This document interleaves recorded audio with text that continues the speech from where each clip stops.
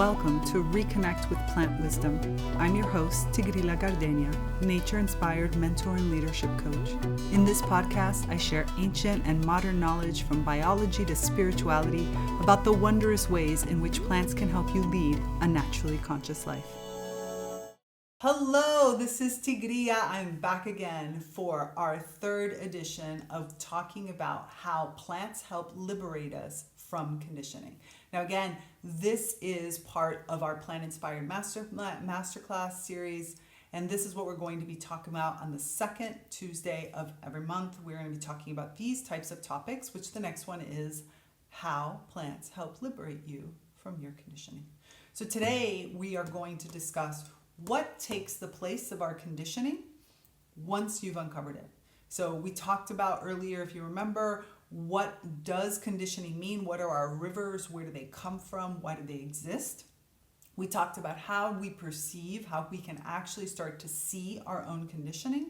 And today we're going to talk about what takes place in the place of that conditioning. In other words, what replaces that once we have uncovered it and have done the work to liberate ourselves from it. Now, I touched on this a little bit last time, but I want to go more in depth because really it's important for us to recognize that our conditioning, there are almost every decision we make, we have been conditioned to make in some ways. We think we are free, and we are from the perspective of we're free to make these conditioned responses. But we have been taught from birth, from previous lives even, so many things. Every day you learn something new, and oftentimes is, when this happens, you should do this. I mean, think about it when you're a child, right? I'm a baby and I have my own natural rhythm of when I want to eat, and my parents say, no, you must learn that you eat breakfast, lunch, and dinner, and maybe a snack. And so therefore you condition yourself to eat. And at some point, you no longer recognize your own body's rhythm around food. You don't recognize when you're hungry or when you're not hungry. You're conditioned to think about food relating to emotions, relating to timing, relating to events. All of these things have conditioned you to understand your food choices not based on your body, but based on what others have taught you to think about food.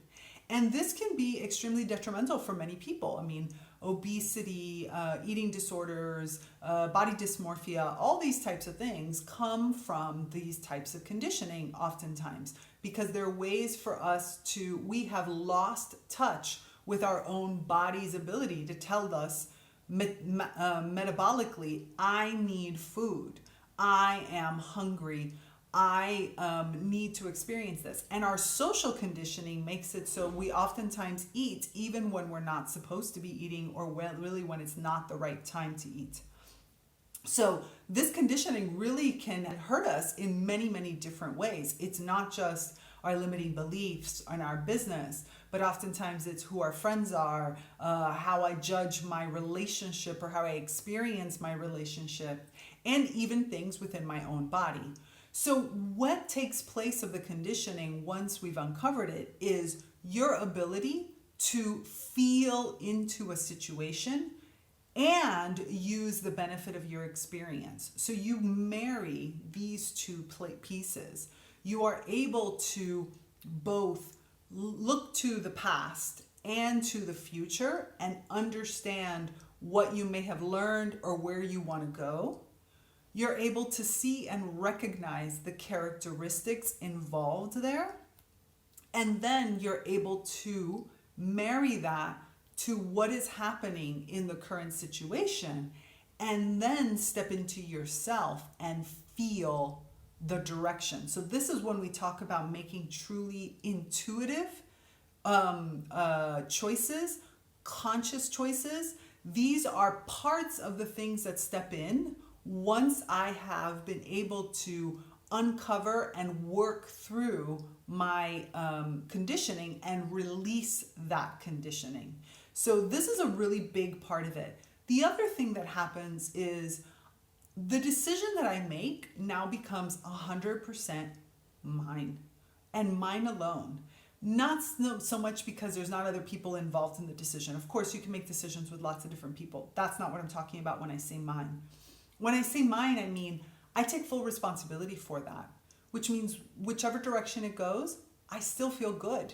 I feel good because I made the best decision possible based on the current situation, feeling the alignment with myself, feeling and understanding my past experiences, knowing and seeing where I want to go with it. And yet, even if my decision goes wrong, even if, I don't know, I eat at the wrong time and my body is like, oh, this just doesn't work for me, it doesn't matter because I know inside of myself, I have no guilt, I have no self-judgment. I did it from a place of conscious choice. And this is extremely powerful. This is what an empowered choice really feels like. It feels like I'm going in it with everything I have, and at the same time, I am totally willing to step up if I made a mistake. So a good example of this is, I don't know, I get offered an amazing job opportunity. And in the back of my head, there's the little voice that says, look at the amount of money, and your parents have told you that you need stability. You were taught that you're supposed to have a certain amount of money in the bank, and this is what's going to be there. And then you think about your future goals, and you're like, yeah, but I really want to be, I don't know, a painter and somebody who has an artist loft and is living in this sort of way. And so you can take your past experiences. What is it that I've done? What have I studied? Who did I want to become? And I can analyze and understand that. I can look to the future and say, does this get me into the goals, into the direction I want to have? But more importantly, I can look at it in the today, in the living moment that I'm in. When I have uncovered and stepped away from the conditioning, I can use this data all around me. I can hear what my friends have to say. I can listen to my parents and their lessons. I can think about what I've learned and what my schooling has taught me about this job. I can apply everything. I don't feel constrained to be like, no, I'm supposed to make this decision. I'm not allowed to listen to any feedback. I'm not allowed. On the contrary, when I don't have any kind of conditioning, I can easily take in everything that comes to me, everything that is offered to me from wisdom and advice, because I know that I'm going to take away the shoulds, musts, have to. I'm going to take away all those pieces that are conditionings and pressure. And instead, I'm going to take the knowledge and the wisdom. I'm going to bring it into me, and it's going to mix with who I am today. Not who I was maybe when I learned that or when my parents taught me that. Not who I'm going to be necessarily tomorrow. I'm going to be able to analyze this based on who I am today and what is the best version of myself today. And therefore, I'm going to be able to tap into that wisdom from within and from without. In other words, I'm going to be an empty, pure channel that is taking in all this information with no expectations. You know what? That's the word I've been missing. That's the word I haven't used in this entire time. Expectations. Your conditioning is what causes expectations. And when you release those expectations, you can easily take feedback from anybody without feeling less or wrong or like you're supposed to be doing with somebody else. You have complete freedom to take and make that decision, and also to take and make that and to take that responsibility that comes along with it. You take the karma on voluntarily. You want to take that karma on because you know that you made the best decision possible for that exact moment in your life and for that specific thing that was happening, taking into consideration everything. Now, just because I'm saying all this doesn't mean that it's necessarily a super slow process. Like, it's not like every decision takes you weeks on end or months in order for you to make. Some of them do, right? Because some of them you need to gather data, you need to analyze, you need to step deep inside of yourself. But once you have liberated yourself from the conditioning, then again, there is no automatic response, and yet there could be an instantaneous response because everything inside of you is so pure. Everything inside of you is so open to listening to yourself and others. There is no feeling of guilt or of necessity, but it's more all coming from a place of want. It's all coming of a place of what I feel is in alignment with me. That alignment sometimes can be really fast. It can be really easy for you to hear that alignment. So just because I'm talking about all these different pieces that have to be put into consideration doesn't necessarily mean it's a slow process. It is a careful process. It is a process of analyzing, yes, but it's not always mental. It's a process of feeling, but it's not always just emotional. It is adapted to the very moment. And this is where the plants really help us so much. When we understand plant logic, when we can step into our inner plantness, we get a much better understanding of what it means to be fully adaptable. In other words, ready to adapt to a currently changing condition while still feeling completely stable. So I am stable, I am here, but I'm not necessarily fixated. I don't have any problems with change. I can evolve based on the current conditions because there's nothing conditioning me to hold myself back. I choose when I want to hold back or when I want to press forward.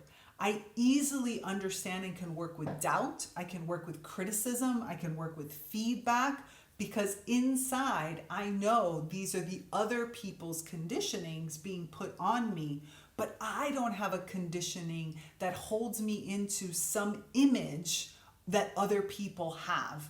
I have only the image that I am creating moment by moment, instant by instant, with every single decision I make. So what takes the place of our conditioning is acceptance. It's tolerance. It's exploration. It's curiosity. And these are why plants are so good at helping us see our conditioning and liberate ourselves. And I'm really looking forward to getting deeper into how they do this in our next plant-inspired masterclass, where we're going to talk about how plants help liberate you from that conditioning.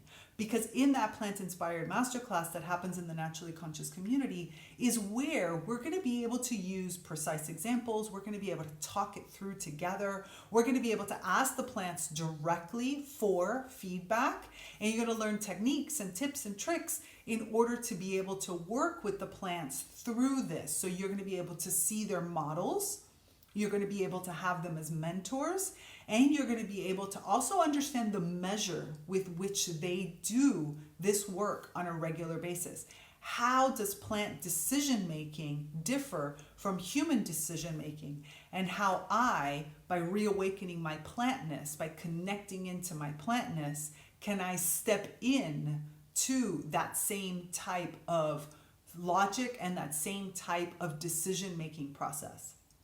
So it's really exciting because I can tell you from my own experience, when I started to work with plants, I didn't even realize that my expectations and my own conditioning were so, what's the word? I'm going to try to be kind to myself. They were just making me into a royally negative person. And when I step into that negativity, when I respond to situations with that negative feeling or that judgmental feeling, I know that that's because I stepped into one of my conditionings. And so I have to go back and work through what conditioning is still coming up for me that it's holding me in that moment, and it's making me look at this not as an opportunity, but as something that can be detrimental for me in some way. So therefore I'm protecting myself and I'm throwing out negativity or judgment. So these are the types of steps that, and then actually, before I get into the steps, these are the things that then I can turn around to the plants that I work with, whether it's, it's my business partner Spider Plant or Gary the Silver Fir who's in front of me. I can then step in and ask the plants to help me understand where that comes from Is it a river that comes from my social conditioning, from something I've been taught? Does it come from instead my family? And even so, then understand, why does this still have a grip on me? So lots of different aspects and areas for us to explore when it comes to having plants help us liberate ourselves from conditioning. So I'm really excited to share this next plant-inspired masterclass with you. It happens in the Naturally Conscious community. All of the details are in the show notes, and I look forward to seeing you there.